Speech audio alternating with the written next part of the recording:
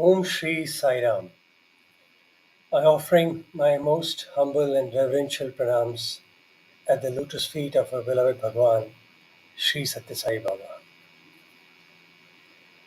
Dear brothers and sisters, it is yet again a privilege and a blessing to bring you another episode of this divine saga, the story of avatars, the Sai Ram Katha. So let us begin this evening offering by our prayer with a prayer, and as usual I request all of you to please join me in.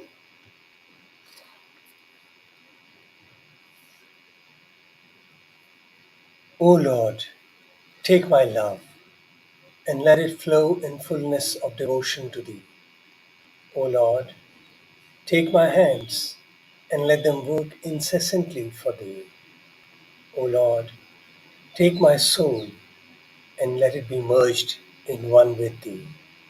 O Lord, take my mind and thoughts and let them be in tune with thee. O Lord, take my everything and let me be an instrument to work for thee.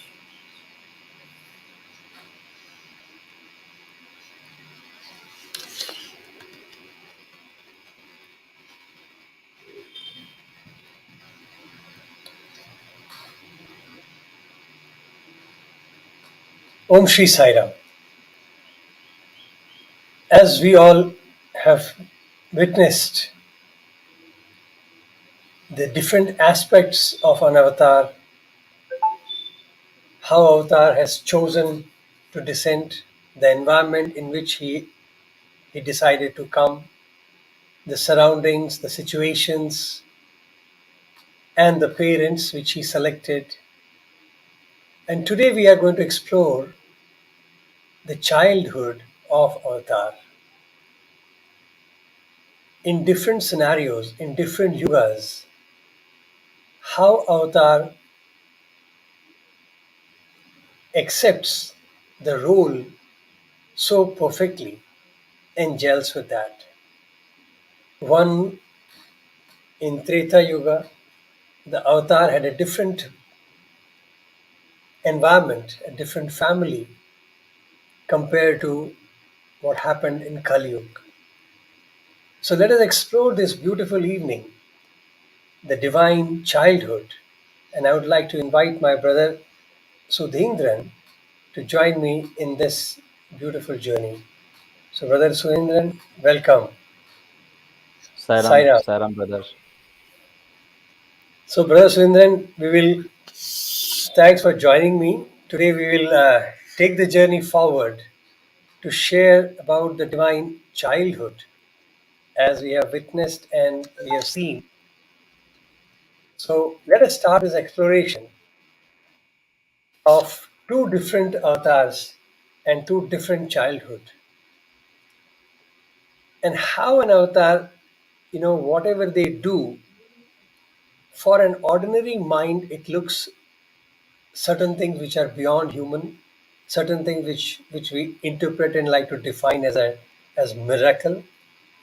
But when you really look at it from a third person, now when we look at Ram life, we understand how humanly divine he was, how he played the role to the perfection, and in that perfection, the divinity was blossomed and came forth. So let us explore this journey, Brother Surinder, and I would like to hear your initial thoughts on it and about the childhood, and we'll take step by step about exploration of how the divine childhood looked at that era and in this era. You want to say a few things before we start? Yes, brother. Uh, it's very interesting to this discussion, satsang, of how we are studying and both Sri Ram Katha and Sai Ram Katha side by side, and then we see there are so many striking similarities, and there are so many striking dissimilarities as well. But ultimately, the objective, the purpose of avatarhood is remains unchanged. uh, Dharma sthapana, bhakta rakshana, so dushta sikshana. The modes may differ, but the underlying intention and the purpose remains the same. One, the first thing that comes to me, when we talk about a childhood of Sri Rama and the four brothers, Lakshmana, Bharata, Shatrughna, and when we compare that with the childhood of our dearest Swami, it is, one was born as a prince in the royal court of King Dasharatha, whereas Bhagwan chose a different setting to start his avataric descent. It was a very, very economically, a very, very, I would say, even below average, uh, uh, poor economic conditions. In that household, Swami took birth. So that's one thing that it strikes me, so prominently. Yes, brother. So this is what I would want to share. Of course, we'll discuss about this more in detail. Sure, Uh, Over to you. sure. Actually, looking at, initially, if you look at Sri Ram, he was blessed to have three mothers and a very emotional and, I would say, loving father too. And all the three mothers showered their love in abundance to all the children. But there we find an interesting element with Mother Sumitra, the second mother in a way. And we discussed that in the last episode how a thought entered in her that eldest mother's son would naturally become the king. The Kekai's son, due to the promise given to Kekai, may also inherit something. So my children are destined to be the servants of their. So this thought had, for a you know, for a split second, it has entered in her mind, and then she shakes herself, and then she says, "What is wrong with me? How can I think like that?" And they are all loving parents. And then the story goes, and we have discussed that. So we realize that, so then that entry, maybe the purity at that level was so high that even a small thought created ripple, and the result was that love of two other wives, the mothers, sharing their portion of paisa to Sumitra, and then she has the twins. And look at the interesting how destiny shows Sumitra that her word, her apprehensions also came true. But because it is a divine drama, even that apprehension and that so called folly that my children will be destined to slaves, they became the slave of the King of Kings, the God Himself. And thus they attained the height of you know fame and name and everything what any devotee would aspire for. But there was an interesting element which happened in their childhood. And brother, I would like you to tell us the story about those two children, how they were craving to come back to their source. So over to you. Yeah, Share the brother. story. So you see this. Uh, this is a very fundamental urge in every being to go back to the source. Whereas in normal human beings or even other living beings, it is smothered by layers and layers of Maya, and there is still so much evolution left. to be undergone before that becomes strong force and visible.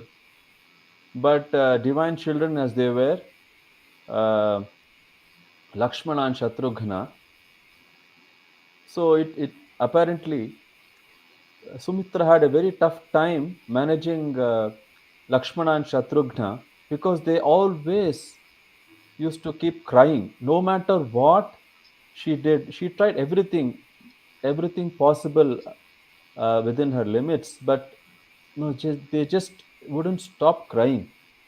And then when she consulted Sage Vasishta, and because as a mother it is, it gives a lot of anxiety to see one's child, in this case two children crying relentlessly and non-stop.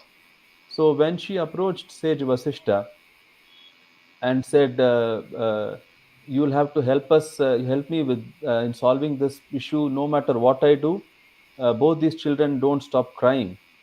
And then Sage Vasishta, in his divine wisdom, he mentions that only there's a very simple solution to this problem.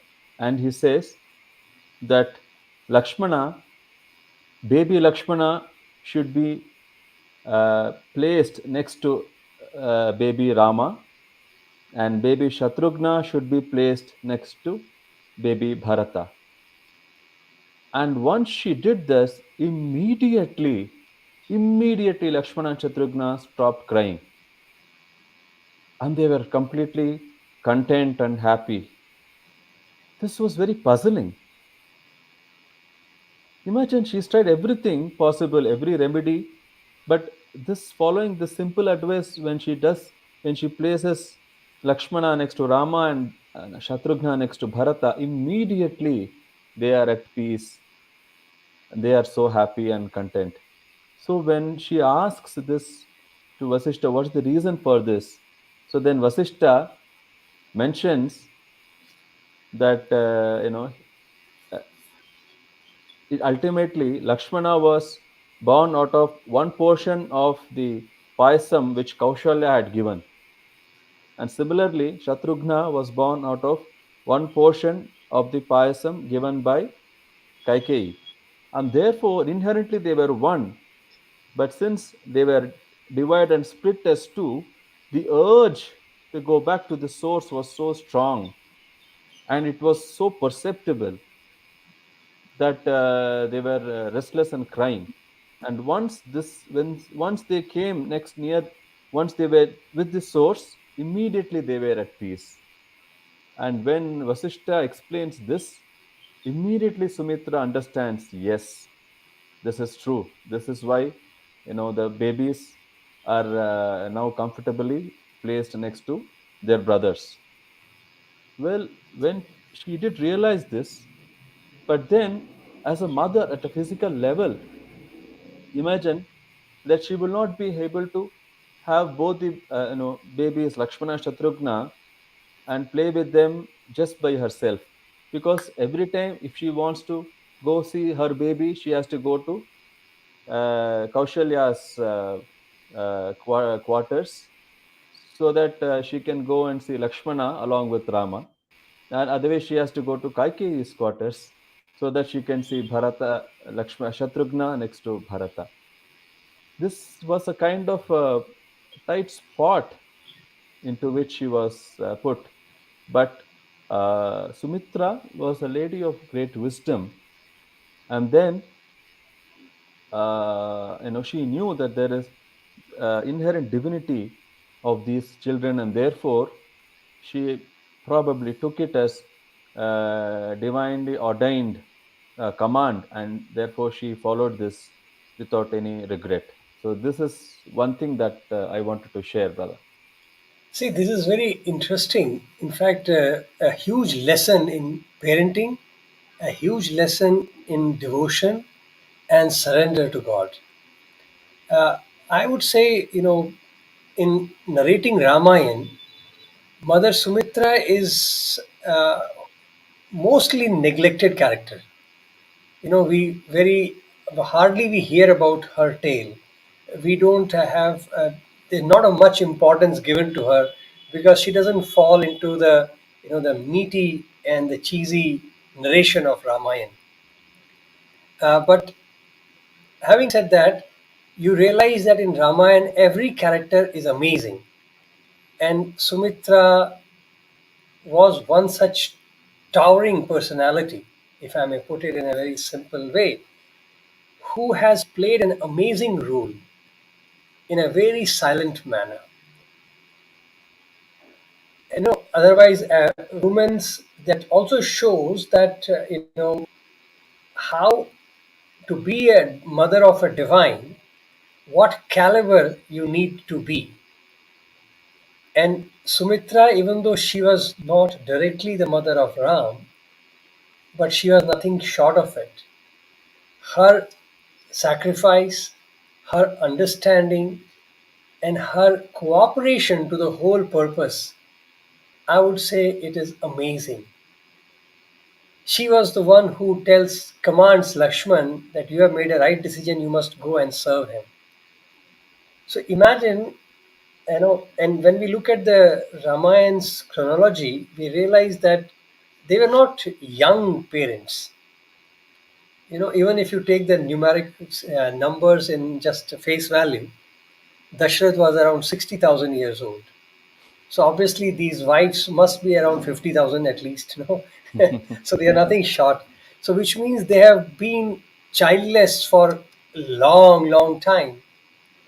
And then to have a child who is not going to be with you, even in their childhood, and she has to run around to keep them happy, and then be sacrificing enough to send them off requires, I would say, divinely constructed character. You know, this also shows the divinity part of Ramayana. When we look at like that, it is not easy, it is not ordinary to have people of that such a caliber, who can assist. So when we say we are talking about Parvesha and Prasava, so we don't know how they were born, but I am 100% sure that they are not ordinary people. They are divinely ordained people who were given the role of a mother, father, and all that. Otherwise, it is not possible to be around Avatar and to attract that kind of attention, that kind of respect, and that kind of sacrifice which these parents have shown. So, Very true. if you want to add something, because I am tempted to, compare with Bhagwan and look at his father, because mother's story most of us are quite familiar. She gets praised, but let us start with the father point first. So how do you look at Peda Venkama Raju Garu? So, yes, brother. So, actually, yeah, even before coming to that, one thing that is, just as you were mentioning about the sacrifice of Mother Sumitra, it struck me that in order to attain divinity, there is some kind of sacrifice or penance, tapas, that is required. And in the case of Lakshmana, he was with Rama, and he always served Rama, every minute being in his physical presence. So, in one way, for students like us who have the good fortune of being in Swami's presence, we know that it is not a, though it is a great boon and a blessing to be in Swami's presence, it is, we would hardly call it a tapas or austerity, because we are actually enjoying every moment of that. But imagine Mother Sumitra, or in fact, even later on, Urmila, who is the wife of Lakshmana. Both these ladies, both these ladies, they completely understood, realized the divinity of Rama, and also, more importantly, realized the great good fortune Lakshmana had got of being in physical attendance and doing seva 24 by 7 to Rama, and in their great magnanimity and that feeling of complete detachment and being completely focused on Rama, they in fact sacrificed their relationship and time with Lakshmana. Sumitra as a mother and later on Urmila as Lakshmana's wife. Both of them, they willingly sacrificed their personal relationship and time with Lakshmana so that he could be with Rama and serve Rama throughout every minute. So that though they may not actually enjoy the physical proximity and blessings of Rama, they were prepared to undergo this kind of tyaga so that Lakshmana's seva could will not be interrupted at all. So that is even more greater tyaga and vairagya, so to say, in doing something Yeah. without directly receiving the benefit of it. I think that is much, much greater. Now, since you mentioned that, then even the wife of Bharat and Shatrughna, see, for Mandavi and namesake, Shrutakirti. yeah, Mandavi and Shrutakirti, for namesake, they were very close to their husbands. But for that same 14 years, these two ladies were not with their husbands. True. So imagine being in the proximity and yet not being is much more painful. If you know Absolutely. your husband is on a tour, it's okay. You can still feel that okay, he's happy and wherever he is.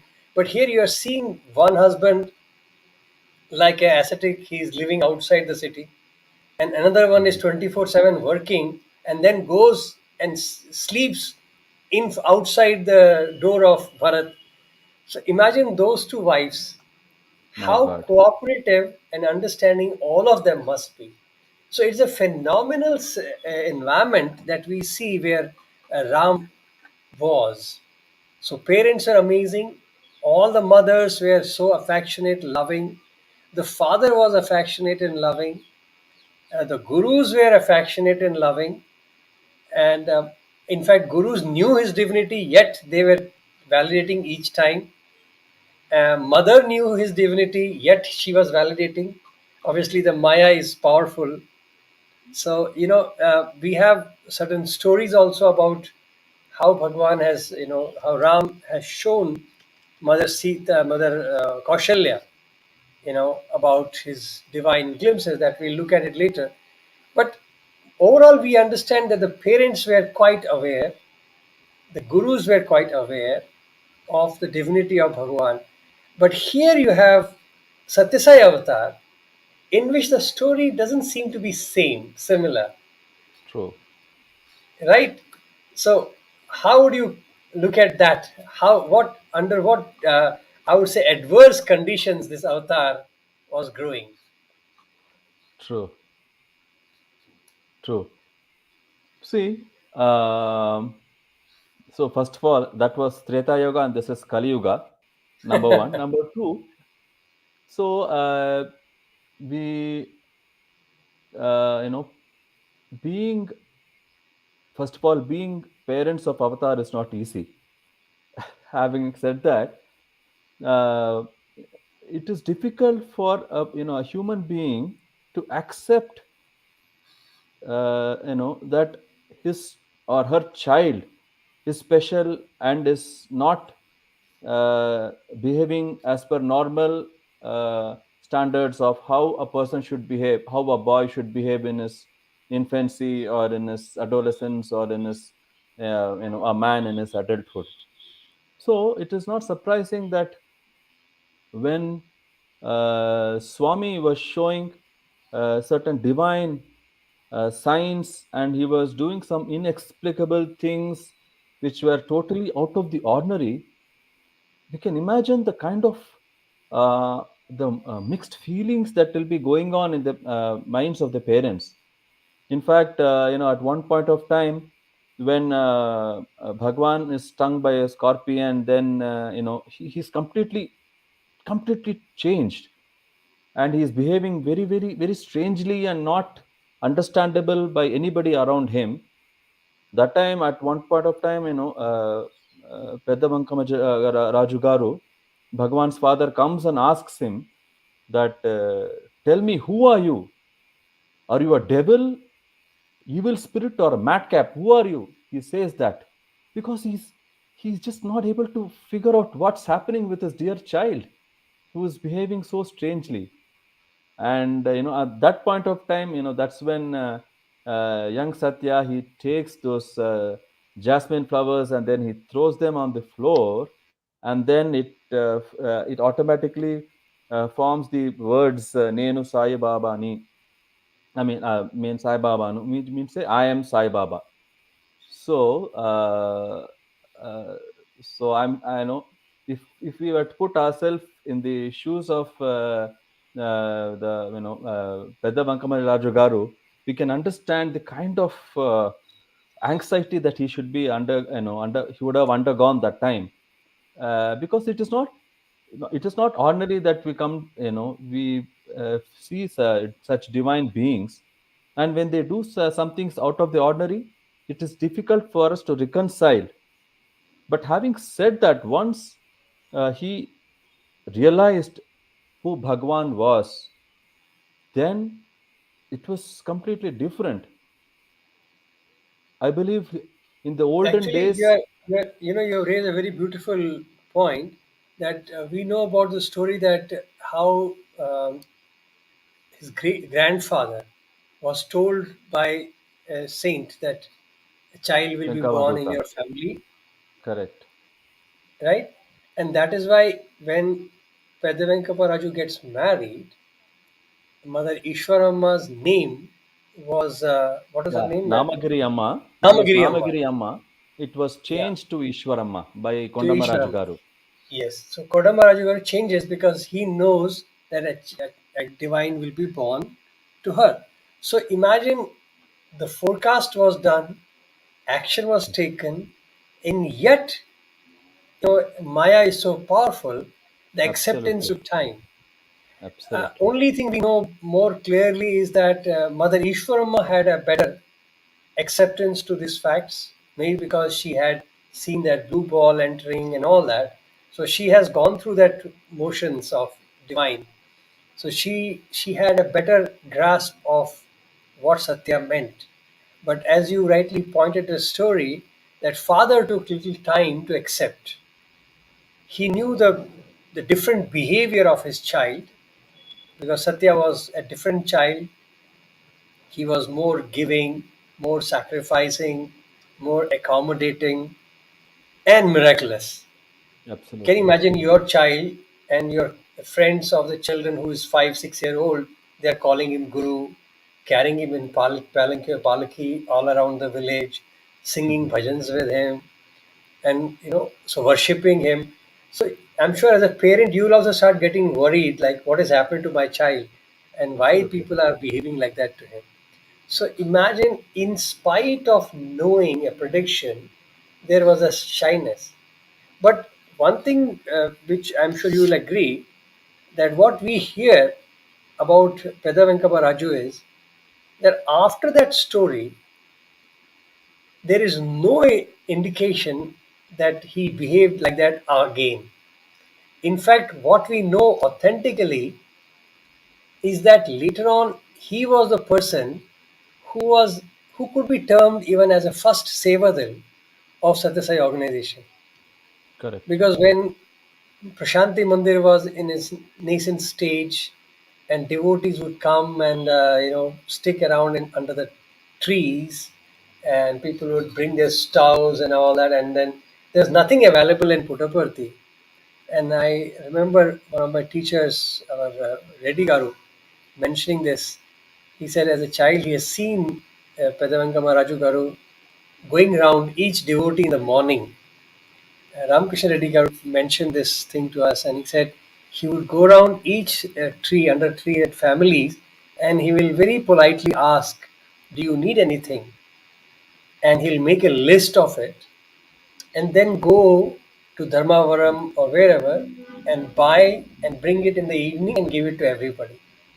So imagine in those days, because there's nothing available, and he True. knew that they have come to see Bhagwan, what kind of sacrifice and what kind of humility, I would say, Absolutely. the father Absolutely. showed. So Absolutely. unfortunately, we don't talk much about Vedavankama Raju and the fathers for that matter.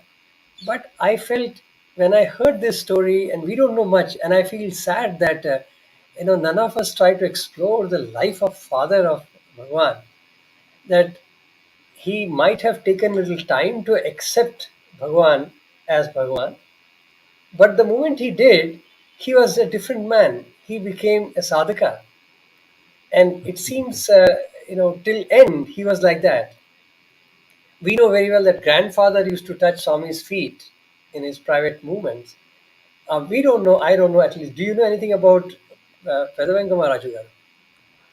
Not that I remember much, brother, because Swami had mentioned in his devotees, in his discourses many times about how Kondamaraju Garu somehow was always aware. He kept in his mind that Satya is he is not just an ordinary grandson, normal child, but he is divinity.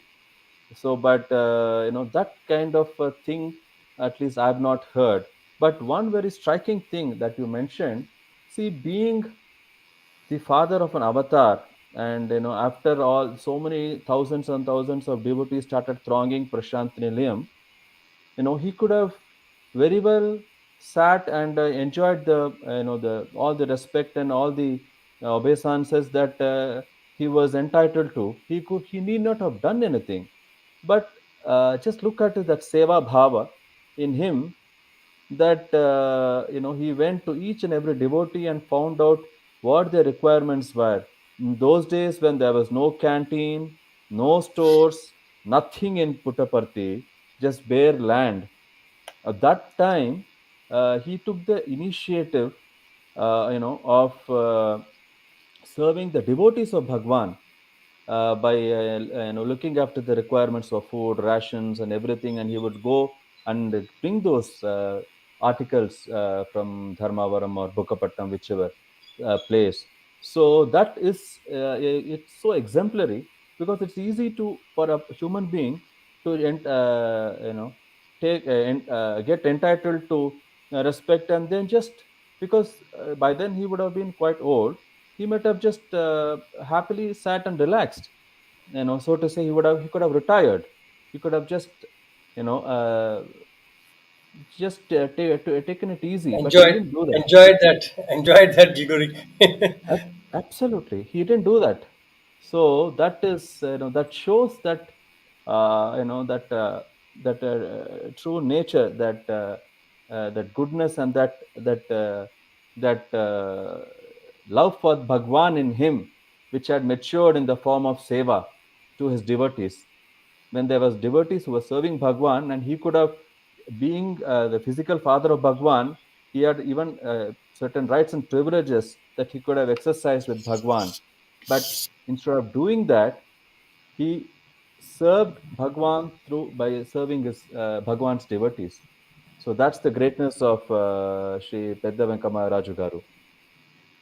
And See, mother, we know. I remember one very beautiful story. I think Kasturi Garu had mentioned this to us that Mother Ishwaramma, she had little privileges as a mother.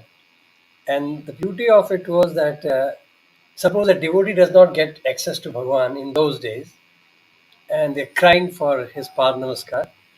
It seems many devotees would go to mother and start crying in front of her that Mother Swami is not coming to me and all that. And in a very innocent manner, it seems Mother Ishwarama would just call on Swami and Satya, come here. And she would command him, stop. And he'd tell this devotee, take namaskar. And Swami would not move at all. He would allow that whole process to happen.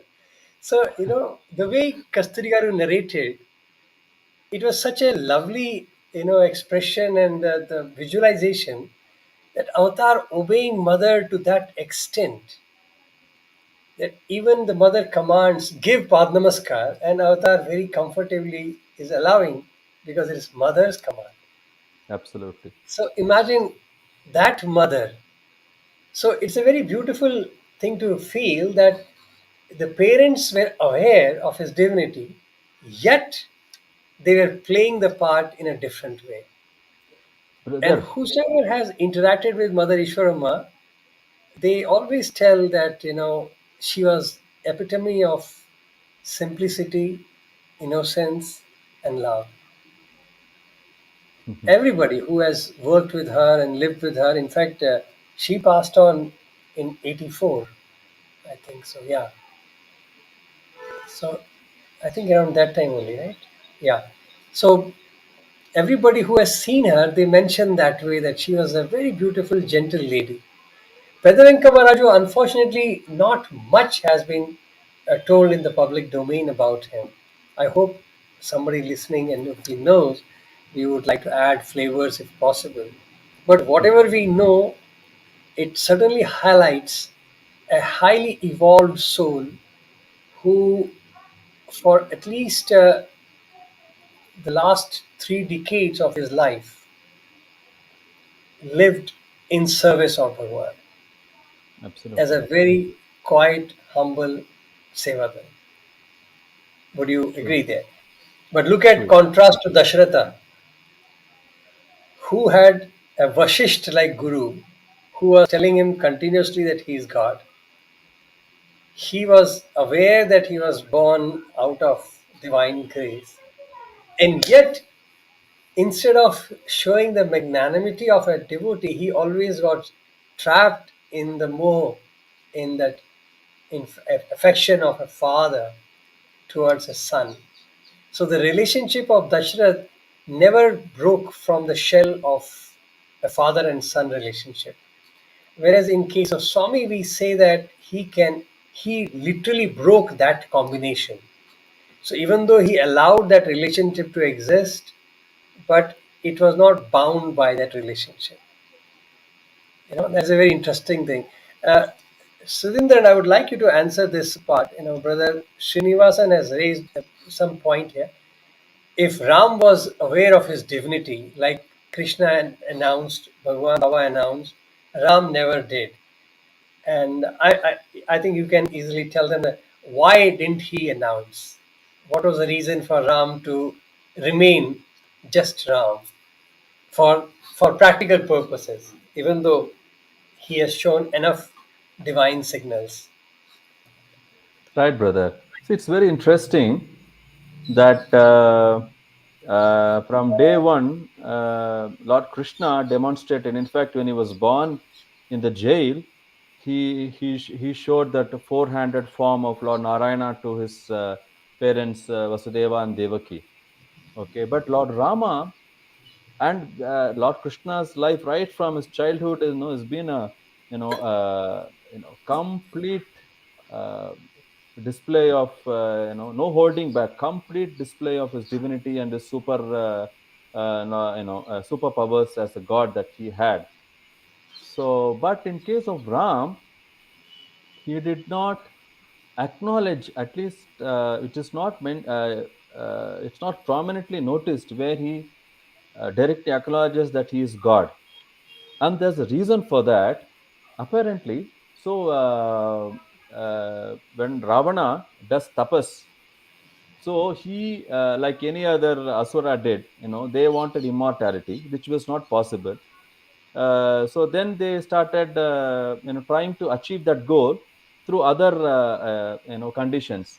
So if you take Hiranyakashipu, so when he prayed that he should not be killed during the day or night, he should not be killed inside or outside the house, he should not be killed by a man or an animal. He imposed he should not be killed by a weapon. So he thought he was very clever, that he kind of plugged all the holes, loopholes, and by virtue of that, he got like virtual immortality. But God is definitely smarter than even the smartest person. In the same case with Ravana, apparently he had a boon that he cannot be killed by devas, he cannot be killed by God, he cannot be killed by animals, and so on, so Demigods. forth. Yeah, demigods. But apparently he was so confident that he will not be killed by a human being. And Lord It was such an open loophole that he found it simple to use, and therefore Rama, even at the right from the beginning, has been projected as the ideal human being. Always, in the very beginning of Ramayana, that's how the question comes up as the who is the ideal human being, and then they say Rama is the ideal human being. They never define him as God. But the very, very interesting part is when a being becomes ideal, divinity Perfection. manifests. There is perfection and there is divinity inherent. So it is, it's a kind of a, it's a trick. So but that the point is, anything perfection is God, and in anything when you attain perfection, you are actually attaining divinity.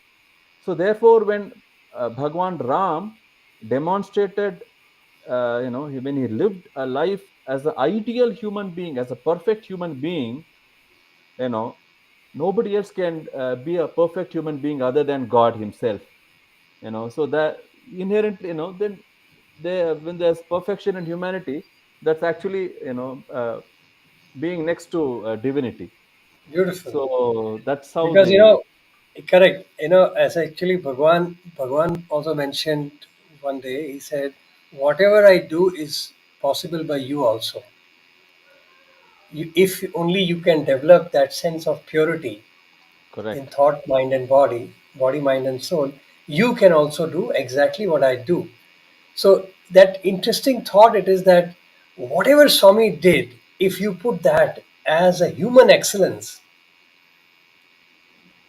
then whole life approach changes. correct, Because we have a tendency of saying that Bhagwan, you are God, hence you are able to do it. You correct, know, because Lord Ram was Bhagwan, so he could build a bridge. Because Krishna was God, so he could kill so many people and he could do that. See, we have a tendency of passing the buck so that we can relax. We know that right, we can't do it.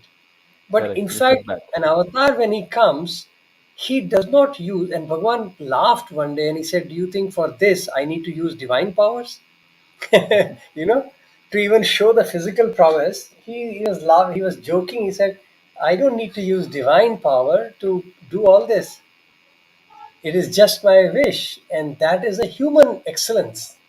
So, which shows that in human being also we have a potential of excellence, which which is the convergence point with divinity. Right. So, the moment we reach that excellence, we are actually converting into divinity. So, Absolutely. and imagine a person living at that excellence is obviously divine. So, it's a very beautiful way that how a Ravan asks for a boon and it translates into an avataric birth of excellence to showcase what an avatar means. He doesn't need to do any miracles per se. Having said that, we know from Bhagwan's narration that Ram also showed certain miracles, maybe in a very controlled manner, like the mother had a privilege to see, and Bhagwan has mentioned that the two stories he mentions very openly. One was Bhagwan Ram showing the whole cosmos in the mouth. He was playing with the mud, and the mother says, "Show me your mouth." She wanted to clean, and there she saw the Virat Sarupa. So she was actually shocked there, and that story we know. And one more story which Swami has mentioned is that there was a occasions when Kaushalya must be feeding Ram in one place, and then she gets up and happens to cross through a cradle of Ram where Rama is to sleep, and she finds the baby Rama sleeping.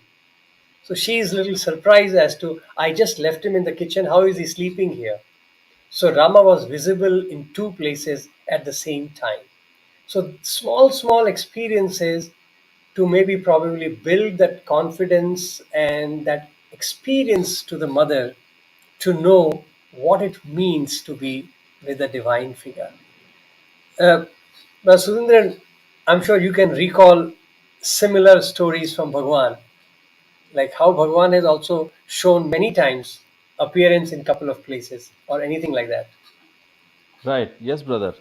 Yeah, very early in his avatarhood, Swami, I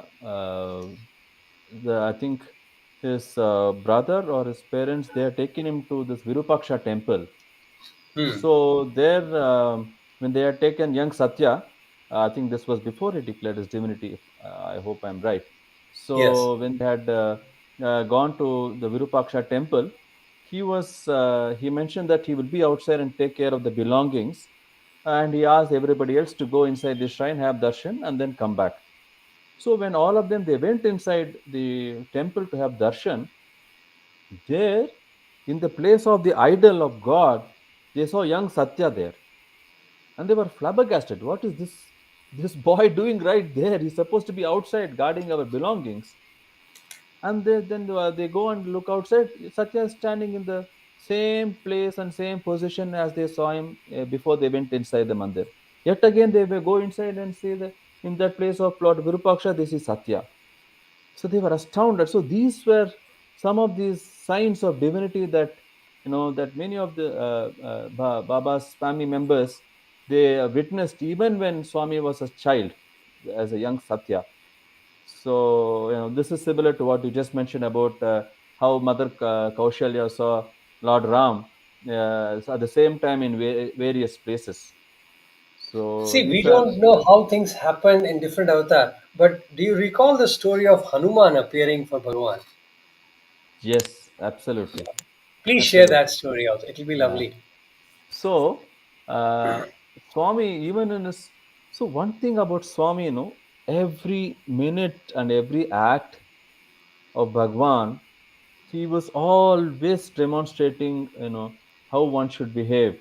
And even as a child, he did that. When he said, "My life is my message," it is not that after he declared his avatarhood, only then, he lived the life of an avatar and we had to emulate. No, right from day one, he was like that. And so even in his younger days, young Satya, he formed his a group of his friends. They formed the Pandari Bhajan group, and they would sing bhajans. Swami would lead the bhajans, and all the boys would follow him. And then they would do this Nagar Sankirtan back in those days when Swami himself used to lead that. And this bhajan group, they had gone and they had gone to do pradakshina in the Hanuman Mandir that we see in Puttaparthi now. So young Satya, so he asked all the boys to pradakshina of Hanuman, and they said, "No, no, Satya, you for everything else, you lead us for this also." So then young Satya agreed, and then when they were doing pradakshina, in between, suddenly Satya just froze. He just He was stopped. about to start. He was about to start the pradeshana, and Right. monkey jumped in. Yeah. Yeah, and suddenly a monkey came and held his, it was at his feet.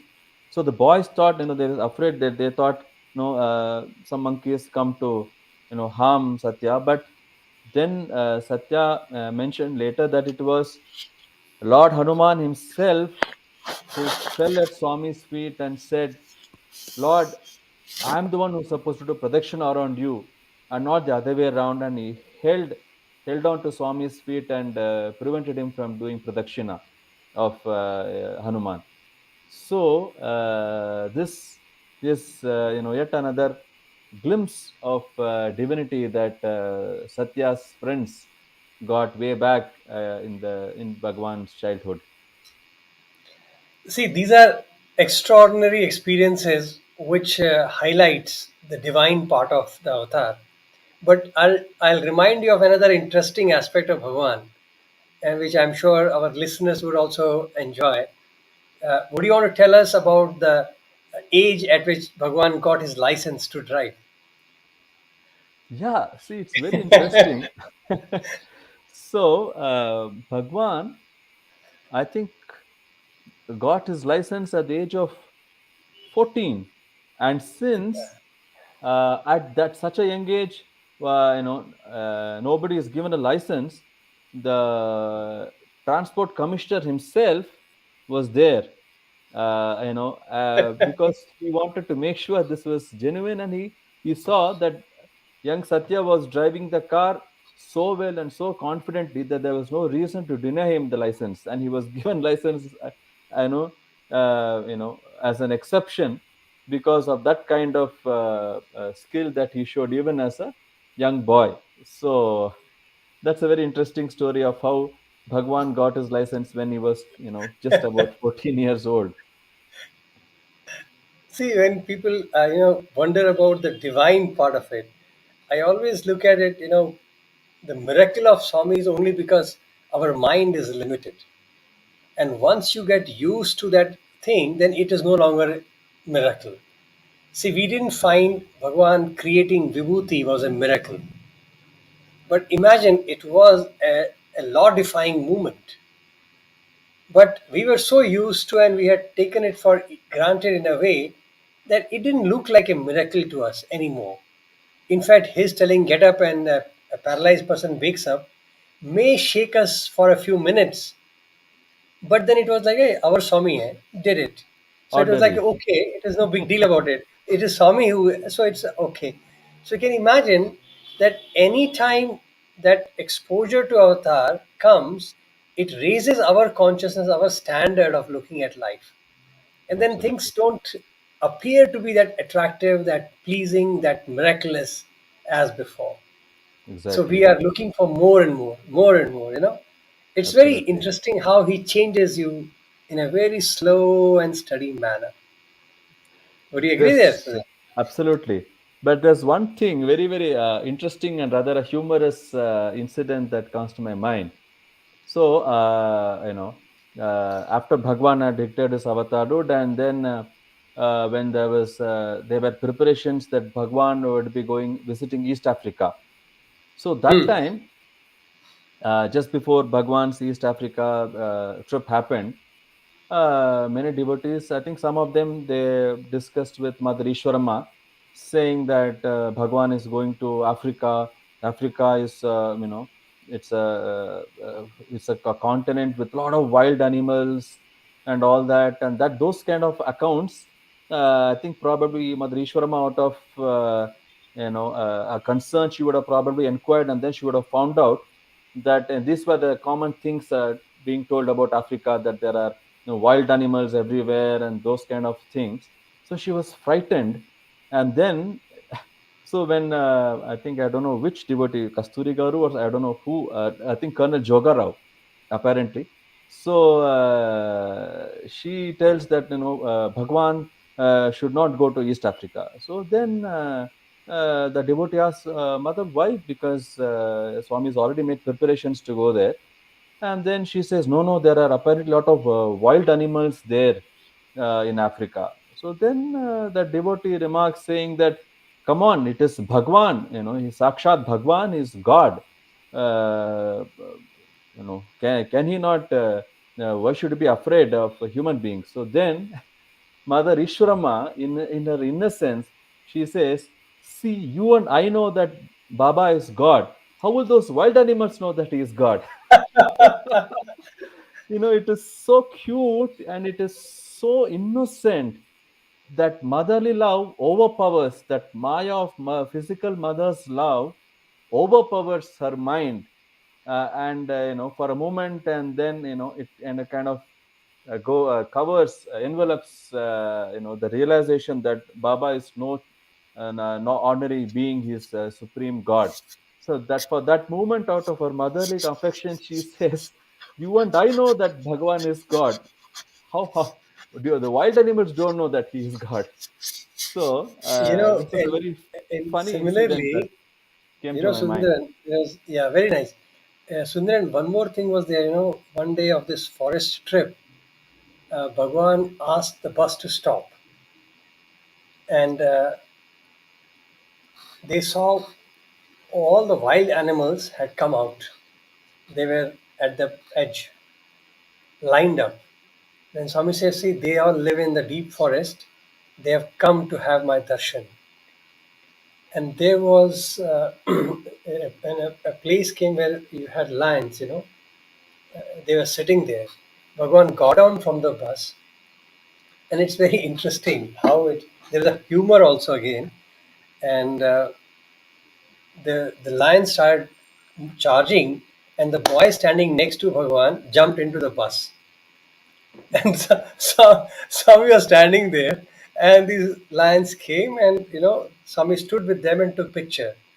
Many years later, he explained that story, and he said, "I by mistake, Swami's version, mistake put my feet on one of the tail of the tiger, and that lion did not say anything.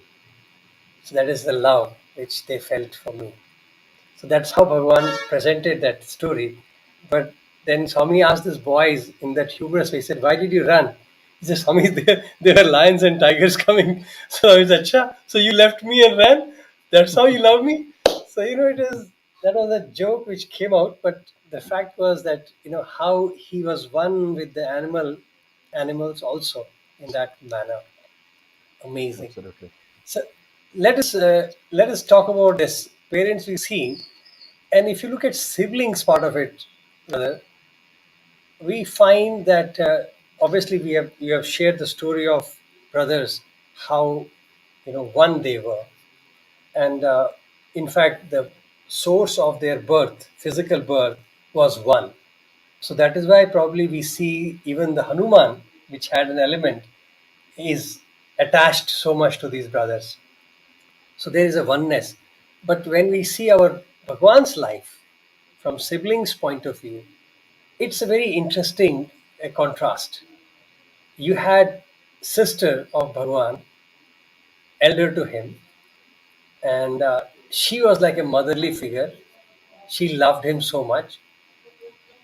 I don't read anything which describes her being devoted to Swami from the devotion point of view, but certainly we hear that she was very loving and possessive about Sathya.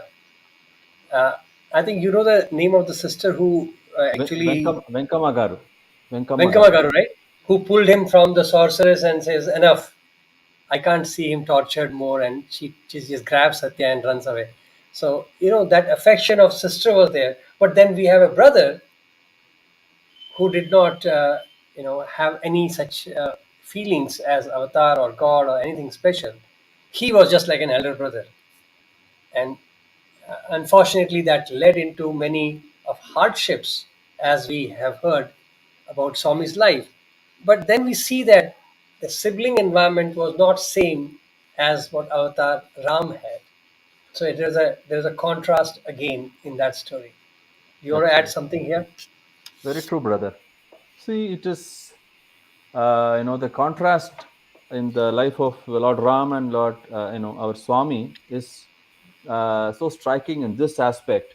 When you mention, the Rama, Lakshmana, Bharata, Shatrughna, they were so very loving and united all the time. In fact, Swami, I remember Swami mentioned in his discourse how even as young boys, very, very young boys, they were, when they all used to play, when the four brothers used to play, each of these brothers would try to intentionally do something which would defeat themselves and make Rama the victor, make Rama the winner.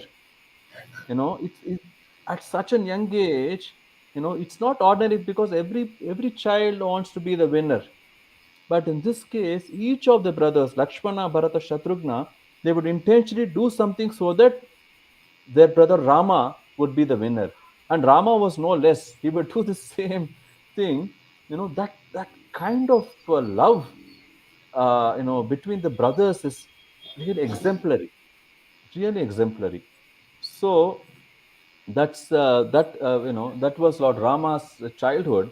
And here, Bhagwan's siblings, elder brother Seshama Raju garu, Venkama garu, Parvatama garu, and later on Janakiramaya garu, all of them were siblings. But in the case of his elder brother Seshama Raju garu, he was almost a father figure, because he was quite older to Bhagwan, and he was already uh, working as a teacher when Bhagwan was still a child, as was still a child who was going to school. So from that point of view, he was almost like Father Pedda Venkamaraju Garu, because he wanted his brother, his younger brother, to to follow the usual, the normal way of life that every normal human being would follow. A child Traditional would stuff. play, would child would study well, do everything, that kind of a thing. But Satya was no ordinary child. So that for Sheshama Raju Garu to realize Swami's divinity, it took quite some time. And those days, when we didn't have these conveniences, they had to bring, and especially in arid regions of Rayalaseema, somebody had to go fetch water from a distant well, and Bhagwan would do that. He would fetch water. He would fetch water when he was living in Sheshamaraju Garu. He used to fetch water from the distant well, and he used to do, even at home, he used to do all the help in doing all the household work, and share the burden of work at home. And Bhagwan's childhood was, very, very, very, from a physical point of view, very, very, very frugal, and very, very, very hard, tough childhood, in terms of poor economic conditions and the physical discomfort, inconveniences, and physical strain that Bhagwan had to go through as a child is just unimaginable. I remember so clearly when Bhagwan was narrating that when he was going to a child as young Sathya, he had he could afford their family could afford just one pair of uniform, school uniform, and young Sathya would wear that, go to school, and come back in the evening, remove the uniform, tie a towel around himself, and wash that same shirt and trouser, and then put it for drying, so that next morning he could wear the same thing back to school. He used that same single pair of uniform every day. And those days, when the button had gone and they could not afford to buy a button and get it stitched, Bhagwan used to take a thorn, and then use that as a pin or a button, so that the shirt looks tidy. So that kind of extreme poverty and hardship Bhagwan faced in his childhood. Really, we can't even imagine. That was the childhood that Bhagwan had. But the very same Sheshama Rajugaru, I remember very clearly, Swami had mentioned, I don't know if it was in Kodai or in discourse.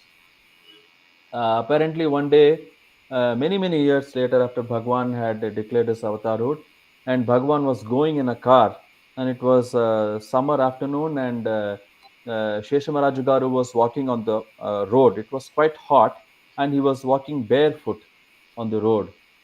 So Bhagwan was going in the car. He saw Sheshamaraju Garu. Asked the driver to stop the car, and he took his footwear, chappals, and then gave it to Sheshamaraju Garu to wear it. So because Swami was going in a car, whereas Sheshamaraju Garu was walking bare feet on the hot ground, on the hot road, and Swami gave his pair of footwear so that his brother could wear that. And that time, apparently, Sheshamaraju Garu mentioned, Premaye Atadu, Atade Prema. He had tears in his eyes, and he said, he is love, and love is him. That's what Sheshamaraju Garu told, with tears in his eyes. So that realization of uh, Swami's divinity happened at different stages for different family members and friends around Bhagwan at that time. But once they experienced that, they were fixed in that, and nothing more was required. So this is one other episode that came to my mind, brother. Yes, yes, right. In fact, we see Bhagwan's affection in the school life also. And actually, let's talk about the guru part of it here. And we see that Ram had a self-realized guru who had joined the lineage much earlier. In fact, as we looked at in the previous episode, that Vashishta, the Manasputra of Brahma, he became the priest of Raghukul, that lineage of Suryavanshis, in the much beginning, with a hope that one day when Avatar takes birth in this lineage, he would be close to him.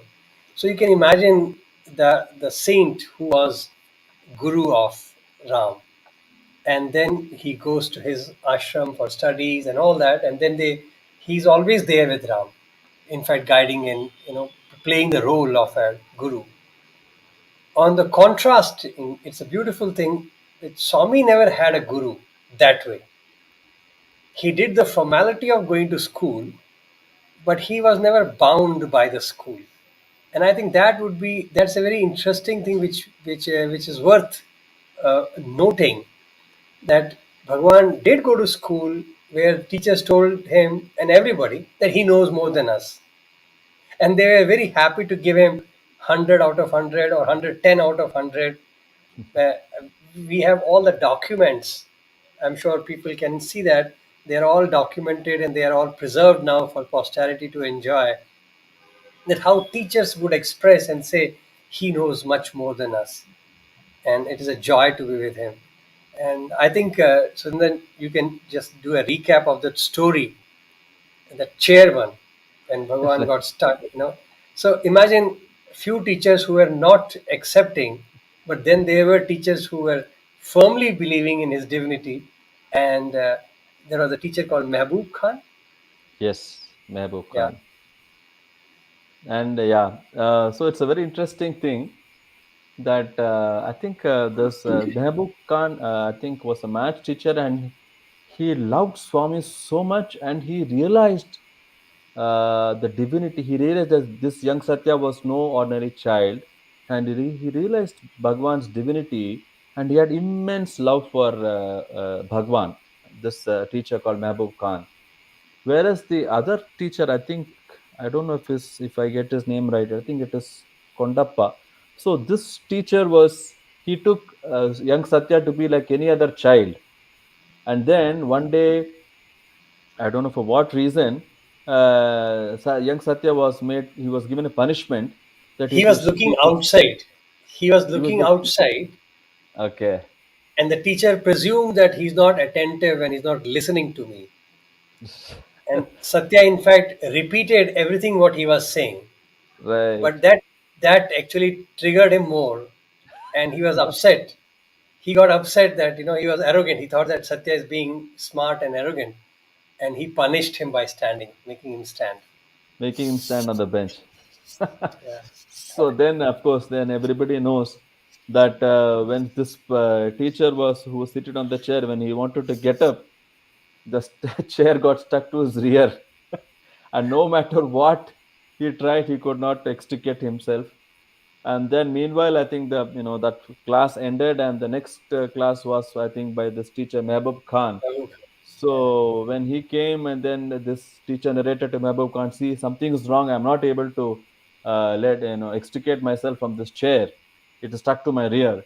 So then Mehboob Khan looks, why, what's wrong? And then when he realizes that young Satya is being punished, he's being made to stand on the bench. He then realizes what's gone wrong. Then he says, you first ask young Satya to sit down. So when when this teacher, I think Kondappa, he asks Satya to sit down, then immediately automatically that chair falls off by itself, Releases. and this releases, and then he is extricated.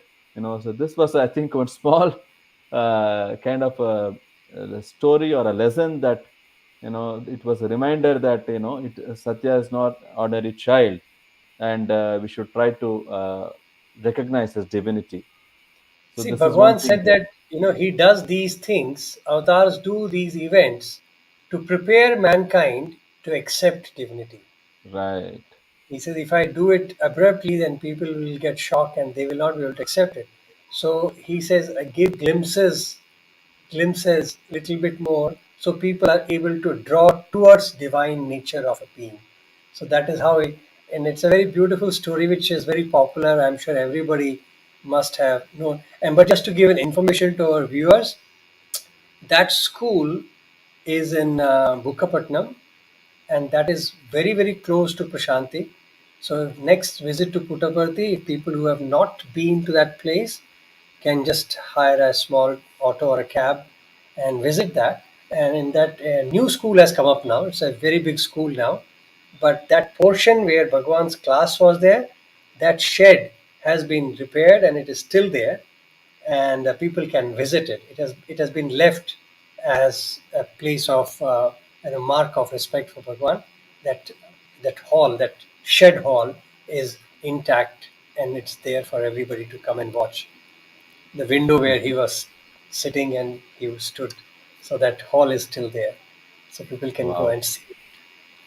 It's nice, so okay, cool. So we have Guru. And one more aspect of divine childhood would be the family conditions, uh, under which, like you had already given us this flavor of, the conditions under which both avatars came.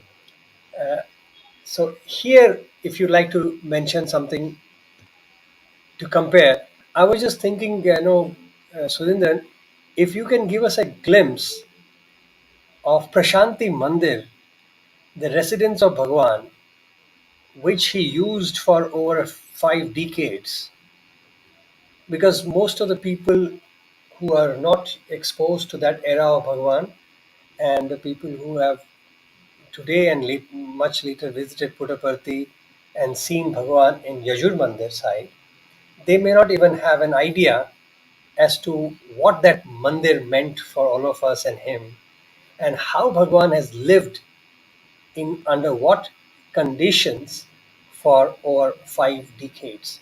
So I think that would be an interesting insight for everybody, Surendran. So let us share that part. Absolutely. So, see, one thing is that Swami chose to be born in a family that was not very well off, in fact, economically quite poor. But and so there, it is natural that Swami had to face so many hardships there as a young Sathya. But even later, after Bhagwan declared his avatarhood and thousands and millions of people started thronging his lotus feet at Prashanthi Nilayam, Bhagwan would still lead a very, very, very frugal life. For initially there was an old hut. There was a hut in the place of Pata Mandir, the very first mandir, now which is Sri Pedda Venkamaraju Kalyana Mantapam. That was the first mandir. It was a hut, and then it was expanded to a mandir. And later on in 1950, Bhagwan got this Prashanthi Mandir built, and that building which Swami used as a residence. Just the interview room, and just above that Swami's residence there, and the stairs leading up to the first floor. My God, 20 25 years back, as a young lad of probably 18 or 20 22 years old, we found it difficult to climb those spiral stairs and go to the first floor. Very, very occasionally, rarely we had the privilege of going up those stairs, spiral stairs. It is so very steep, so very narrow, so very congested. And it is quite strenuous for us young lads to go up those spiral steps. But Bhagwan used that residence for over 50 years, from 1950 to almost 2006. I think, yeah, earlier on he had moved to Purnachandra, but almost for close to 5 decades he used that as his residence.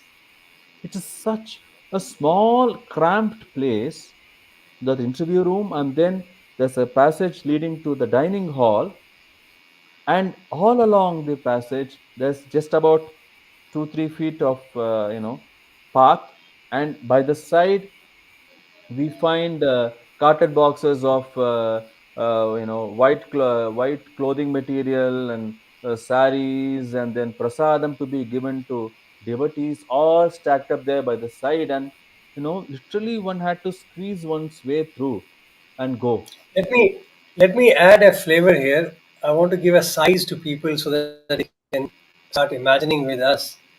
The interview room, which Brother Sundaran is mentioning, was 10 by 10, 10 feet by 10 feet. And that was the bigger room.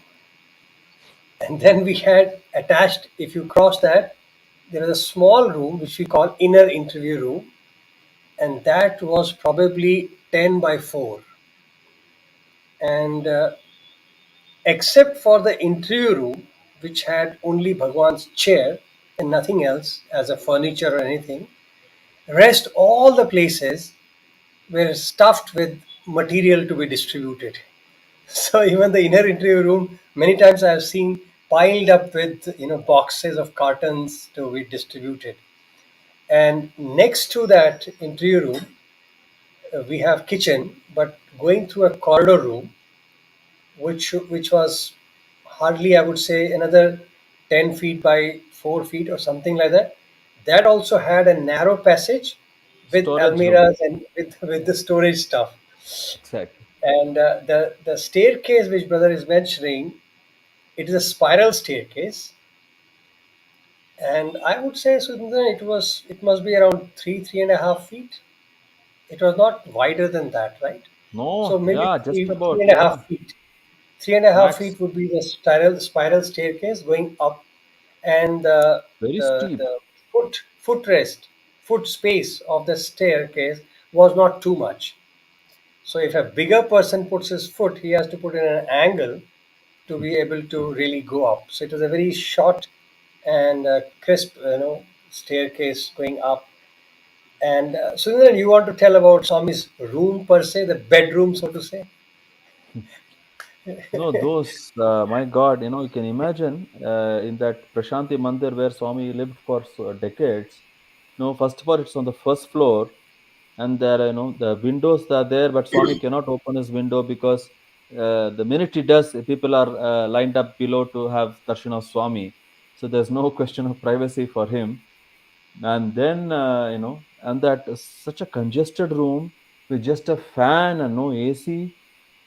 I don't know. It's unbelievable how Swami could physically live there in a place like Puttaparthi, which was burning.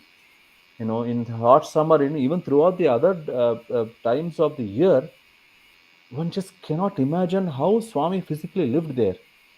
Unbelievable. Because the I point is, Swami remember, never cared for his physical body. yeah, I remember once somebody had forced Bhagwan to have cooler in the room because he was not allowing air conditioning to come, and that time it was not even available in those. But people have brought it for him, but he was not allowing that. So they brought cooler and they forced Bhagwan to have it. The first day when the cooler started, it made so much of noise that Swami said it is disturbing the peace. Close it. And he shut it off and removed it right there. So it was very funny that cooler was removed because of the noise factor. And the next to his, he had only one, I would say, luxury, if I may call it. He had an attached bathroom. And that bathroom was another tiny room which you can't even stretch your arms properly.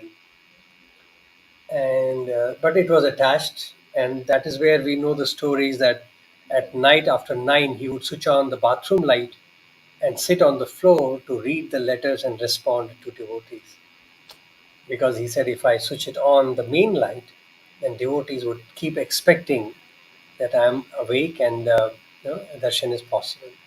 So his concern was always what devotees would feel and how they would react to that. So that is Absolutely. how Bhagwan lived for over 50 years in a very, very simple, frugal, divine manner, Absolutely. right? And look at the contrast to Ram, who was Exactly. born with a golden spoon, who had everything under his belt. But the beauty is both of them showed the similar detachment from both sides. Right. See, that is the beauty of an avatar. Whether you give them a Mercedes Benz to drive, or a Maruti, or even a foot, they are as comfortable and as royal as ever. Otherwise, how could he make a wheelchair look like a throne? He made the wheelchair most decorated throne here. Can anybody imagine that wheelchair could be, considered such a royal ride? But because he sat on it, it became beautiful.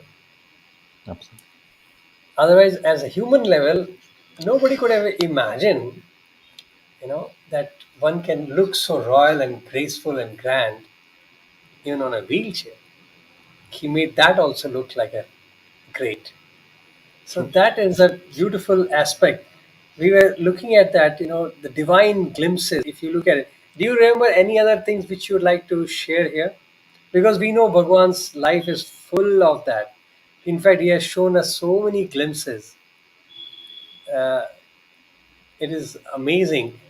Actually, one story I would like you to recall is about the sorcerer's story. When Oh, when oh my God. Yeah. it's a Yeah, it's painful one, but I think it is worth mentioning, and then we can switch. true, true.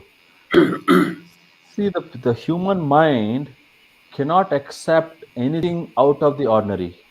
It is just not trained. The very nature of human mind is to always, anything new comes up, you try to categorize it into one of the boxes, old boxes. It has to fit into one of the old boxes. That, and we refused, a human mind refuses to accept anything new or anything that it cannot understand. So it took a lot of time for people around Bhagwan to accept the young Satya, to accept young Satya as divine. And therefore, they thought that when Bhagwan was, bitten by a scorpion, then he apparently fainted, and then, excuse me, when he was kind of semi-conscious, he used to blurt out mantras and talk about Sai Baba and so many other gods, unknown language, unknown mantras, unknown gods, and he used to do so many things, miraculously.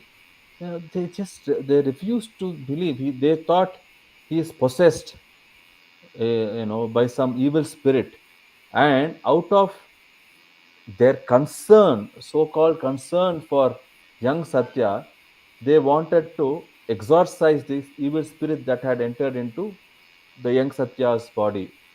And therefore, based on the advice of some, local people there in the village who were so-called elders and knowledgeable, they decided to take young Satya to a sorcerer, you know so that the evil spirit that had possessed him Apparently entered him. that had entered him could be sent away. And therefore, when they had taken young Satya to this sorcerer, this person, Bhagwan, I remember Swami, how he narrated that he was strong and hefty with red eyes, and then and he was one person who would not take no for an answer. So when he tried the initial steps, and he saw that there were no results, there were no positive results, so to say, and Bhagwan Satya had not changed his behavior. So then he thought it was a very tough evil spirit ghost that had entered him. And then young Satya was tied, and then his hair was totally shaven off, and with a very sharp knife or something, there was, this the scalp of Satya was cut open, and then can you imagine lemon They put a juice and chili. They some put chili put on that, so that out of that kind of extreme physical pain and discomfort, the evil spirit would just abandon young Satya and would go away. But the point was, it was not an evil spirit that had possessed Satya, but Satya was. naturally divine and naturally miraculous, and therefore all his actions and behavior were beyond our understanding. And seeing that kind of an extremely torturous and painful thing being thrust upon Sathya, young Sathya, his sister Venkamagaru could no longer hold herself, and then she convinced other family members, parents, and then overnight they took Satya and they just rushed out of that place. No, they just could not bear to see their young Satya go through that kind of a torture at the hands of the sorcerer. That kind of physical discomfort and extreme pain Swami had to undergo, just just to prove that it was not an evil spirit, and it was he was divine, he was God, and You that's why know, he was extraordinary. I have had, I don't know that call it a fortune or whatever, to hear this story from Bhagwan himself. Actually, what happened was there are many occasions when Bhagwan would sit and he start talking about different things.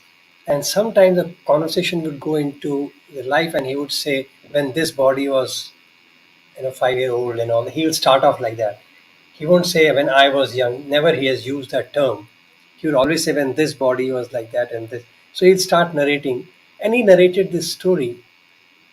And I will just add a flavor here, Sundar, if you're with your permission, because that Swami's flavor is amazing. I don't know that it is written in that manner. I don't recall now in Satyam Shivam Sundaram, but Bhagwan's version I can share. So he says when that sorcerer was doing the torture, he Bhagwan was smiling back at him, and because of that smile of Bhagwan, that fellow felt insulted, and he felt that his power in the society would lose if he can't justify. So he wanted to really hurt more and more, so that he wanted to say the Satya would cry, and then he'll say, now that evil spirit is leaving. So, but Satya kept smiling, and that is why he kept increasing the torture. And to an extent that when it so happened that he was putting those chilies and everything on in Bhagwan's head, and it seems Swami's eyes started popping out.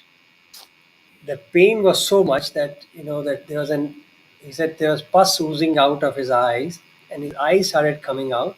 It was very ugly, and that is where the sister could not bear it, and she just lifts him up and runs out of that place. So sister was the conduit who said enough is enough. I don't care if he's possessed. I don't care if he's not well, but I can't see Satya being tortured. And she carries Satya out of that place. But being a motherly sister, she was in pain, and she looks at Satya in a crying, and she is helpless. Then Swami says to her, don't worry, I'm perfectly fine. See, don't you see me smiling? But she says, Satya, but I can't tolerate to see you like that. Then Swami says, don't worry, and he identifies certain herbs.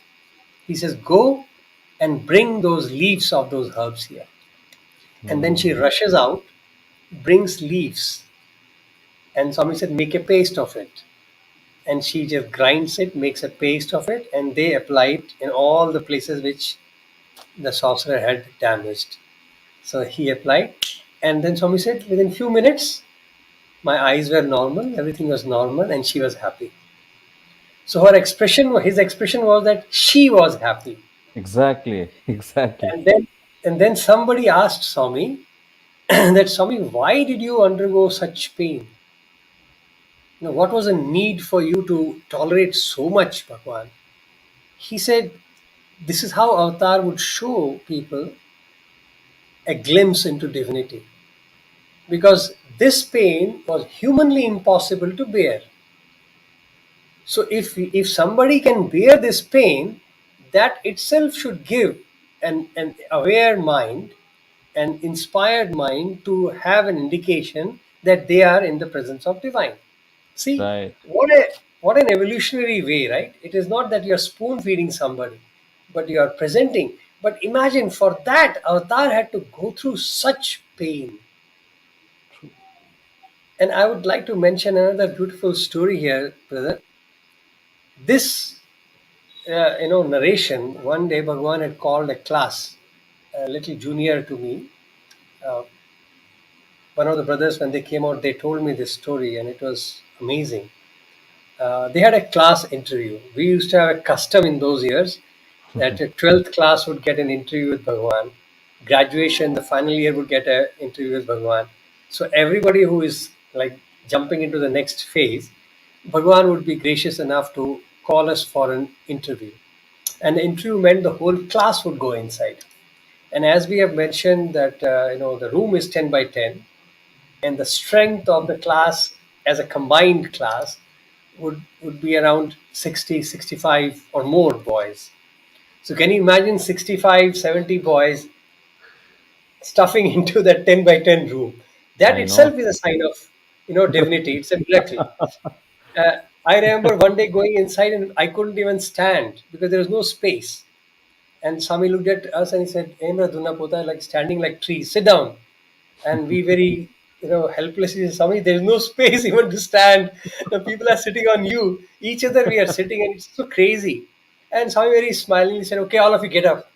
We all got up, and Swami said, shake your hands, stand properly. So we all shook our hands and we stood there. It was so dramatic, and Swami said, ha, Antara, Kurcho, sit down. All of you sit down. And we all sat, and we literally sat.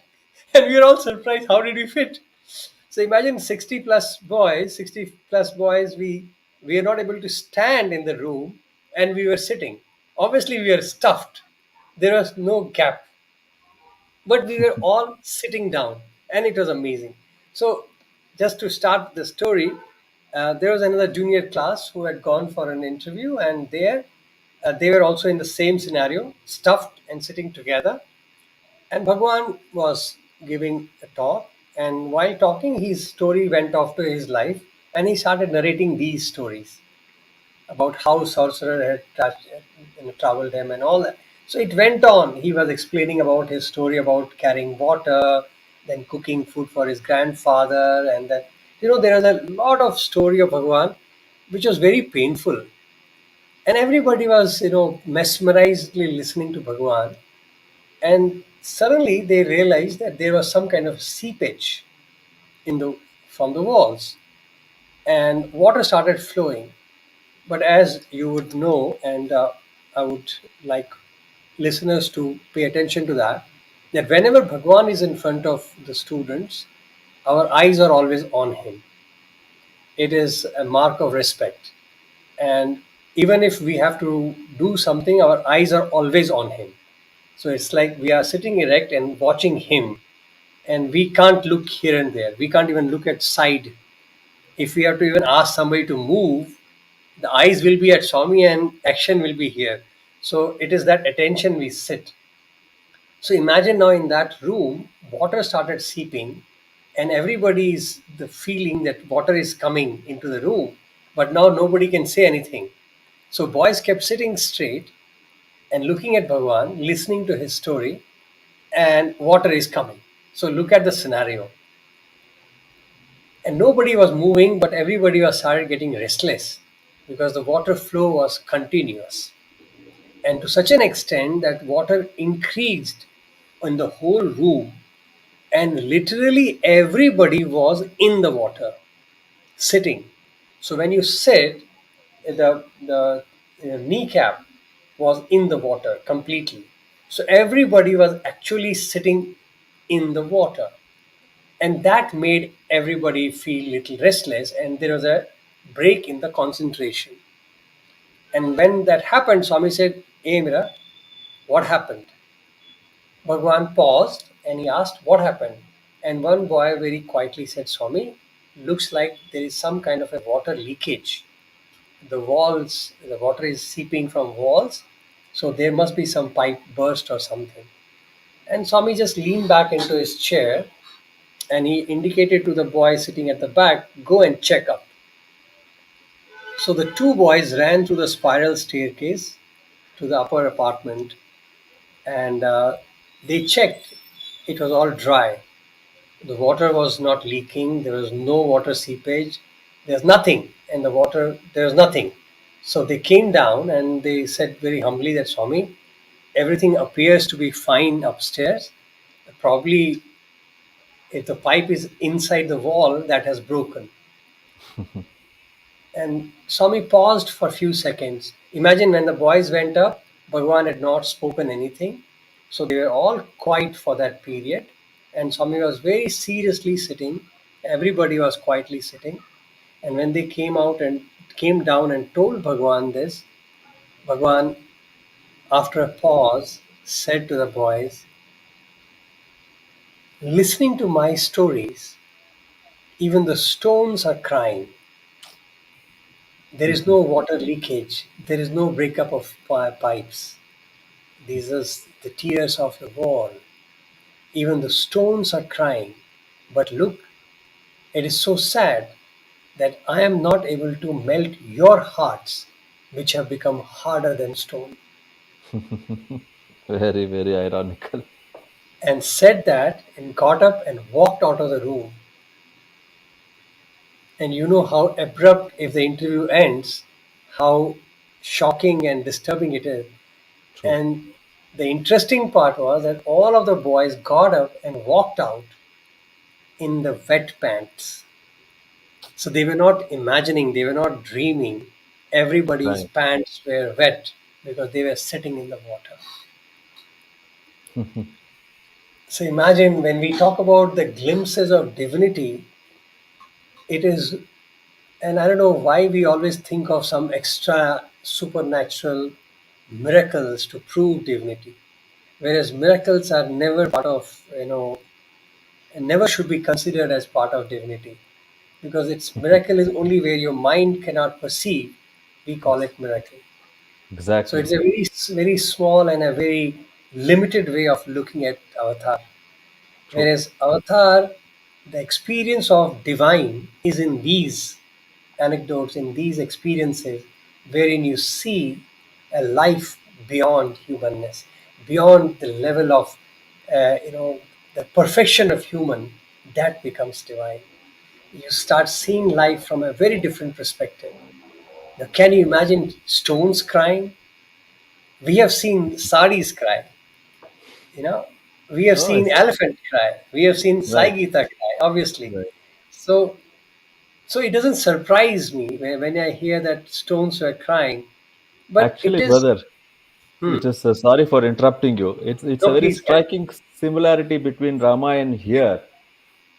This is a very striking similarity between Ramayana and Swami's story, that by divine touch, even the inanimate stones become animated and become full of life and emotions. In Ramayana, Ram's feet touched the rock and it turned into Ahalya. The power of Ram's The feet stones started floating in the turned ocean. her stone into Ahalya. And you just narrated the story where not even by sparshan of Bhagwan, but just by sambhashan or even listening to Shravanam of Bhagwan's story of his childhood, of the hardships that he had faced, that had melted the stones, the rocks, on the walls. Because Prashanthi Mandir is made not built made of bricks. It's built of rocks. Those stone blocks of those days. So even that had moved them so much, and they had got animated, and they became so full of life and emotion. So that's a very striking similarity between Ramayana and Swami. This is one thing that occurred to me, that I wanted to share with you. Maybe Sundar, let's make this. I know makes it an environment very serious, because when you hear about these things about Bhagwan, it's natural to get emotions about that. But Sundar, Rama's life was very straight, in that manner. And obviously, he was a perfect gentleman. He went to school also, and all that he did perfectly. But Bhagwan had a very challenging life, as we have already shared. Okay, do you want to tell about how Bhagwan created Jingle? He gambled. Look what Avatar has to do. to prove a point. And it's very Right. interesting that how Avatar has to do all of that. True. Do you want to True. tell about that? Yes, brother. So in the village, as young Satya, he would lead his other friends of his age group. He would sing bhajans, and everybody would follow Bhagwan. And even as a child, Swami, young Satya was such a good singer and such a great dancer. The story of how he played the role of the famous dancer Rishendra Mani is, totally another Vishwendra. story. Yeah, Yeah. but so seeing his how talented young Satya was, a budding entrepreneur of those days in that region, by name Kote Subbanna, he requested Satya to compose a small, just 3 or 4 lines song, a jingle for A his jingle for his product. Ayurvedic product called Bala Was it a Bhaskara. was it a hair? No, I think it is for generally for probably multivitamin, multimineral tonic for kids. I remember it's called Bala Okay. Bhaskara. Okay. Uh, so that was it is meant for general overall growth of the children, and he Okay. found the right child, brand ambassador Satya. So he requested him to compose and then sing, make a create this jingle, advertisement for his product. And I remember Swami many times in his discourse said he used to repeat that what he had composed, way back Oh, when he was child, about this medicine called Bala Bhaskara. I don't remember the lines maybe though. when Raju comes, I'll ask him. Probably he Yes, may remember. he must. It Yeah, is he will basically be like able to. today they sing that song. How do they call it? These fellas. Uh, the style of singing is something like rap. Today when they sing the rap, it's like that. Bala Bhaskara is rapping. Swami is rapping about it, and he's actually telling about the whole description of Of the the qualities medicine. of the medicine Yeah, and how it will yeah, improve and all that. yes, It's a yeah. very beautiful way. Very sweetly Swami sing that. I remember the first line, Balakulara Randi, oh come children. And then he ends with, and where do you get this medicine? This medicine is called Balabhaskara. And where do you get it? There in Kote Subbanna's shop. So it ends with Yes, that yeah. line. So it's a very nice, I'm sure Brother Raju, having been there, Chakravarti, Brother Chakravarti is mentioning here, Doriki Doriki Bala Bhaskara Balakara Balakulara Randi. Yes, Balkulara. Yes, right, right. That's the one. yes, Doriki. He's calling, come, come, come, Yeah, we children. found this medicine. And then when Koti Subbanna, the proprietor of that shop, when he offered money, Swami refused to accept it, saying that it's okay, fine. That's how No, I thought he has taken money because he did that jingling for getting a money for his trip for the or Pushpagiri something. scout trip, Yes, is it? I think Pushpagiri Scout and gambling he did for some other thing. So he has done Yeah, these events exactly for that money which he wanted. right. So what happened was in Pushpagiri, since his teacher, out of his love, he compelled that Satya should come for that scouts program in this Pushpagiri, and there, I think whatever little money that he had saved up for the bus fare, so that it got stolen there, and then therefore there was no money for young Satya to come back home, and he did not want to ask anybody there, and therefore there in that they had gone as scouts for this fair carnival kind of a thing that happened there. In order to regulate the crowd there, these children had gone as scouts to regulate and discipline the crowd there. And there in the in that carnival, in that fair, there was this shop for the I think it's more a kind of a gambling, where you throw something and you get more and more out of it. And then Swami mentioned that that was the only time that he had to resort to that, because there was no money to go get back home. The money got stolen there in the scout camp, and therefore he went and participated in that gambling, and he won. Obviously, he won every time, and he just took enough money what was required for bus fare to get back home, and he stopped with that. He was winning like one turn after the other turn. He was winning, but he won and he stopped just enough when he got enough money to for the bus fare to get back home. So that's I remember this Swami narrated in his discourse one He of said those his days. friends. He said his friends told him to Swami play more, and That's a we can typical get more human money. mind. And Bhagwan very sweetly said, "No, I have played only for this because we are in a situation, and that's it." So it was very cute of Bhagwan. But we also know that he that uh, Kalpavriksha, actually Kalpavriksha is one another glaring example of his divinity. Even though it Right. gets mentioned in a very casual manner, but look at from a neem tree, you pulling out all kind of fruits. Tamarind. I think it's a tamarind tree. Tamarind Yeah, tree, sorry, all fruit, apple, mango, and guava, non sugar candy, whatsoever. non-seasonal fruits also are coming out of that. So Absolutely. so it's a very fantastic how a childhood of an avatar goes, and people who have experienced it, they also take it for granted, and probably that is what would have happened to Ram. People who Right. have lived around him, uh, and it is not recorded that way because he did not do anything miraculous from his point of view. But as Swami done, this whole game and sometimes fun and frolic in Chitravati, pulling out ornaments from there and creating apples and fruits for children, friends, creating dosas, hot dosa and idli to feed From the everybody sands. from sand. Can you imagine from sand you pull out dosa, hot dosa and idli, and then you give it. So I would say probably Ram, being around Ram, people would have experienced those things.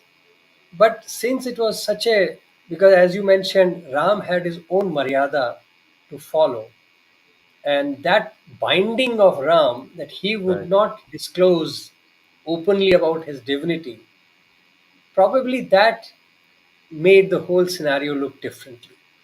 True. Bhagwan did not have that limitation on him. Right.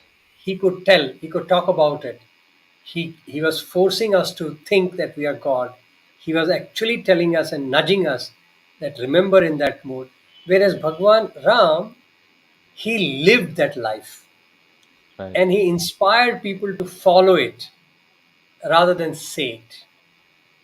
And that was, I Absolutely. think, Ram's Maryada. Absolutely. Right, so I would think like that probably that could be the reason why we don't hear uh, miracle. Like one brother was asking, did Ram know that he was God? See, that is, I would say, brother, that is a very harsh question on Ram.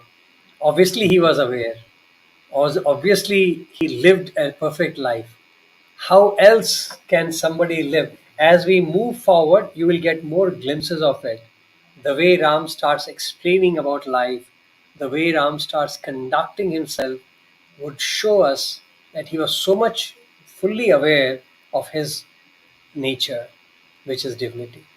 So I would always look at that way that yes, Ram certainly was aware of his divinity. What do you say, brother? Absolutely, brother. Because it is for the humans. See, for it is not a human birth where we are born with Maya. We are born into Maya, totally unaware of our inherent divinity. But Bhagwan, when he descends on earth, he is descending with a avataric mission and a purpose. And then, though he may pretend at times to be human, he is completely aware every moment of his divinity, and he is sticking to his script. not one word, not one act out of his planned mission and the script that he has laid down. So that is the difference. Otherwise, what was the difference between a human and avatar? Because there is divinity in us and there is divinity in the avatar, and both I mean, the soul is clothed with this physical body. But the real difference is that we are striving still to realize our divinity, whereas God is completely aware of his divinity, and then yet he plays his role for carrying out his mission. So See, I that think in that we are really blessed. We are really fortunate to be born in this time and have witnessed Avatar. Otherwise, these are some certain concepts which would only remain an enigma or a kind of lofty idols which people would think that it is something good to know but it can't be achieved. right. So we had that unique privilege to see them alive. Now, can you imagine a perfection of Bhagwan when he dressed up like the lady and danced like Rishabandri? And people may wonder about it that how do you know? People can say that the story could be not, but we were fortunate to have seen Swami dance. And there are boys. I don't know. I should mention the name of the brother, but he was enacting a role of Radha in a play, and there was a scene in which there is an ecstasy of Radha when she realizes that Krishna's darshan, and in ecstasy she gets up and starts dancing. I don't know if it was Radha or Meera. I'm not sure about the character he was playing, but I guess it is Radha. But I'm not 100% sure. So he was the person who was enacting that role, That student. and yeah, a student. Of course, he was just a couple of years senior to me. Everybody knows him, but I don't want to tell his name. Unless so, he was actually sitting with Bhagwan, and every day Swami would call him, every group, and sometimes alone him, to discuss about how he is progressing in his role. Because Swami's style was not the drama per se. It was his style was like, I'm sure you all have played roles with Bhagwan, so you know how involved he gets, and Absolutely. for him it is no longer a drama; it becomes a life. So if you are playing Krishna, he would really like you to imbibe certain elements of Krishna. So Right. you just can't be playing the role per se. And I'm sure you have played Krishna, so you will be able to vouch for it better. So this boy, brother, was playing the role, and the scene was that in that ecstasy, he is supposed to get up like Radha or Meera and starts dancing in that ecstasy. He's not aware. I think it is Meera. So he gets up and starts dancing, and he falls, and that's emergence. So Oh, I think it is Meera. I think it is Meera, the final dance of Meera. So this is what Swami is trying to tell him. And this boy is so conscious that each time he gets up, and he's not a dancer, for heaven's sake. Imagine a boy becoming Meera first and then dancing like Meera. It is tough. And he was sitting and he was trying. Then somebody said, Voddu, Voddu, try again. And he got up again. So he did couple of times, and he was not able to get that expression, that involvement. Then he that says bhava.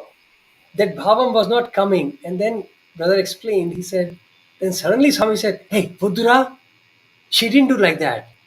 And he got up and started dancing. And Swami danced in the room, in that interview room. He said he went round the room like he was wriggling around, my God. And he was stunned looking at Swami that in the robe, can you imagine Swami used to wear like a feet and a half longer robe Oh, than him? right. In that, he is dancing in a very crazy way. And this boy is stunned looking at Bhagwan. He had no words to express. He was actually shocked also. And after a few rounds, and Bhagwan suddenly stopped, and he was, as if a girl gets shy, that he was feeling shy that you saw me dancing, kind of. And he went like that and he started laughing, and that's how over it was. My God. I was telling this brother, I said, boss, you're really lucky, to witness Avatar in this form Absolutely. itself is a great boon. Absolutely. So when you talk about Swami as a child dance like Rishendra Mani, it Not at all doesn't surprising. surprise. It doesn't Absolutely. surprise. Because of course the makeup and all that, but it doesn't surprise because the way Bhagwan has led life and he has shown us the glimpses, it is mind-boggling. It is Absolutely. really amazing to see how he grows into that. And the pretext also, it's not that he is trying to showcase his dancing skills. Apparently, there was a performance of that famous dancer Rishendra Mani, who's supposed to come and perform, and for some reason she cannot come because of some extraordinary circumstances. And therefore, the local people, the organizers of the event, fearing a backlash from the people because they've collected the money, whatever meager amount as a ticket fare, and then if they say, Rishendra is not turning up, it will be pell mell.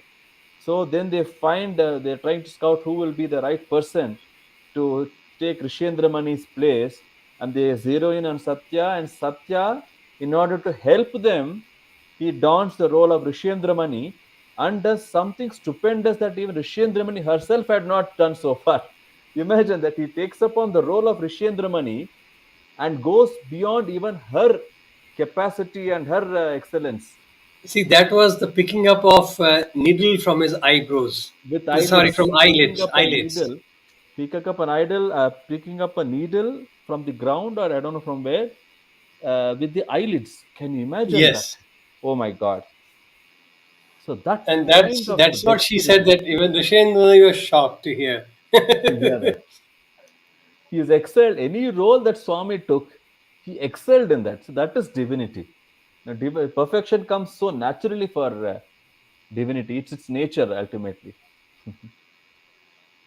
See, that is So why when we talk about Avatar, it is so overwhelming and humbling too, because whatever we have achieved is so insignificant when you start looking at the perfection of an avatar, because he gives us the real parameter to compare with. So absolutely. if I say that I have studied XYZ degrees, I have earned XYZ million, the parameter is between you and me. I can say I'm better than Sudhindran or Sudhindran is better than me, but it means nothing because the chase has to be with perfection, and that is God. And that is where Avatar comes to stand in front of us so that we can look at him and understand where our destination is. And as Vivekananda said, stop not till the goal is achieved. That is Right. the goal.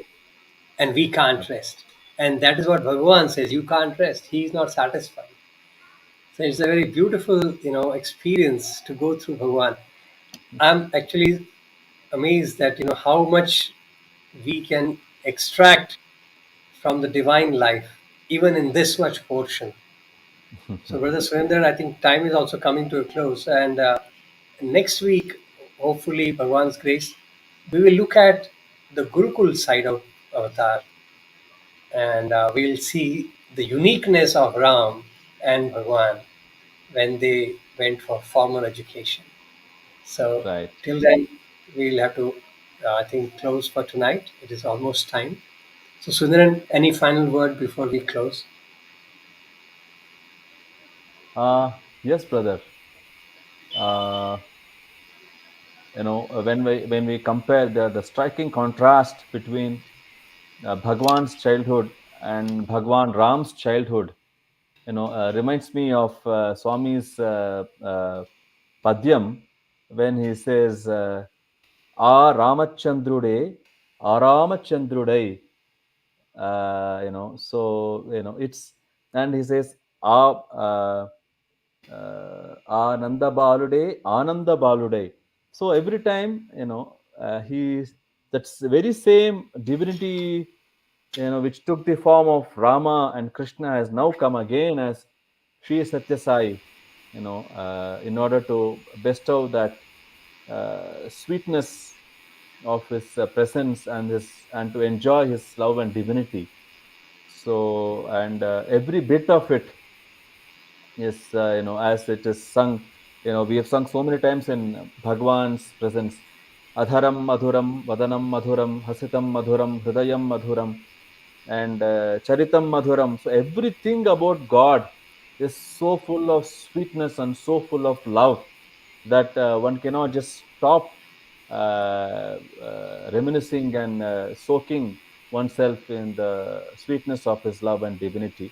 So I'm most grateful to Bhagwan that we had this opportunity of enjoying the sweetness of the life story of Bhagwan Sri Ram and our own beloved Bhagwan Sri Satya Sai Baba in our times.